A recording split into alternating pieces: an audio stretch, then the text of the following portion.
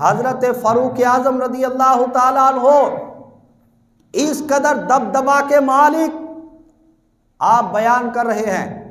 آپ نے فرمایا لوگ حق مہر اس قدر زیادہ مقرر کر لیتے ہیں، میرا یہ ارادہ ہے کہ حق مہر کی مقدار مقرر کر دی جائے، اس کے اندر کمی کی جائے.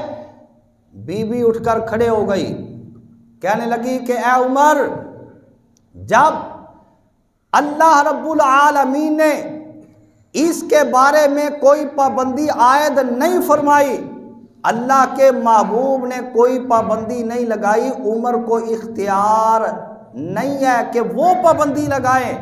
حضرت فاروق اعظم رضی اللہ تعالیٰ عنہ نے یہ نہیں فرمایا لے جاؤ اس کو، لگاؤ ہتھ کڑیاں، یہ ہے کون؟ میں آدھی دنیا کا بادشاہ، میرے آگے کوئی بات کرے تو کرے کیوں؟ یہ قبلہ جمہوریت والوں کا طریقہ ہوتا ہے، اسلام والوں کا یہ طریقہ نہیں ہوتا. اسلام والوں کے سامنے تو حق بیان کیا جائے تو وہ حق کے آگے اپنا سر جھکا دیتے ہیں، تبھی تو ان کے نام آج تک زندہ ہے.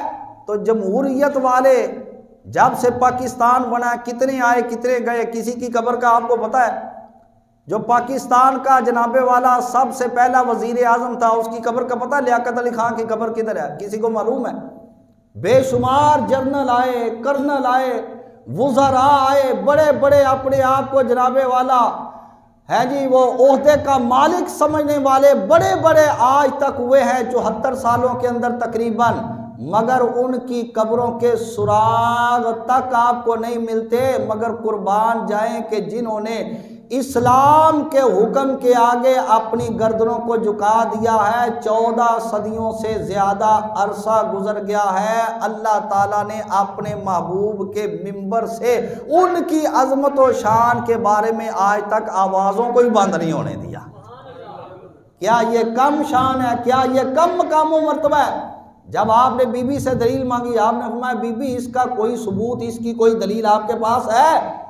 بی بی نے اللہ کا قرآن پڑھ دیا، وَإِنْ أَرَدْتُمُ اسْتِبْدَالَ زَوْجٍ مَكَانَ زَوْجٍ وَآتَيْتُمْ إِحْدَاهُنَّ قِنْطَارًا فَلَا تَأْخُذُوا مِنْهُ شَيْئًا.